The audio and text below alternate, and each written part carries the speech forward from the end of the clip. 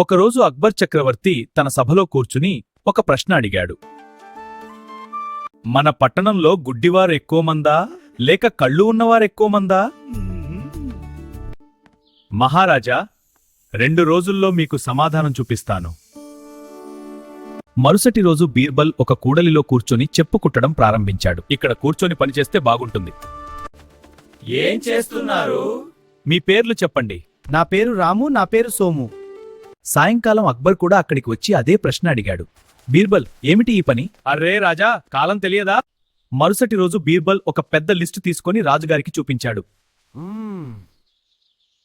ఆ లిస్టులో తన పేరు కూడా ఉండడంతో ఆశ్చర్యం! మహారాజా, చూస్తూ కూడా ఏమి చేస్తున్నావని అడిగినవాళ్లు కళ్ళుండి కూడా చూడలేని గుడ్డివారే. నీతి, ఆలోచించకుండా ప్రశ్నలడిగేవారు కూడా గుడ్డివారితో సమానం. మా వీడియో నచ్చితే లైక్ చేయండి. ఇలాంటి మజా వీడియోల కోసం మా ఛానల్కి సబ్స్క్రైబ్ చేయండి. కొత్త వీడియోలు మిస్ అవ్వకుండా బెల్ ఐకాన్ నొక్కండి. ఒకరోజు అక్బర్ చక్రవర్తి తన సభలో కూర్చుని ఒక ప్రశ్న అడిగాడు. మన పట్టణంలో గుడ్డివారు ఎక్కువ మందా లేక కళ్ళు ఉన్నవారెక్కువ మందా? మహారాజా, 2 రోజుల్లో మీకు సమాధానం చూపిస్తాను.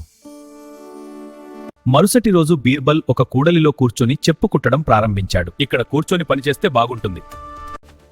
ఏం చేస్తున్నారు? మీ పేర్లు చెప్పండి. నా పేరు రాము, నా పేరు సోము.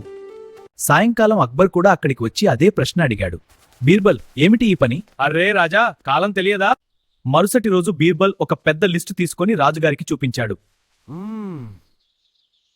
ఆ లిస్టులో తన పేరు కూడా ఉండడంతో ఆశ్చర్యం! మహారాజా, చూస్తూ కూడా ఏమి చేస్తున్నావని అడిగినవాళ్లు కళ్ళుండి కూడా చూడలేని గుడ్డివారే. నీతి, ఆలోచించకుండా ప్రశ్నలడిగేవారు కూడా గుడ్డివారితో సమానం. మా వీడియో నచ్చితే లైక్ చేయండి. ఇలాంటి మజా వీడియోల కోసం మా ఛానల్కి సబ్స్క్రైబ్ చేయండి. కొత్త వీడియోలు మిస్ అవ్వకుండా బెల్ ఐకాన్ నొక్కండి.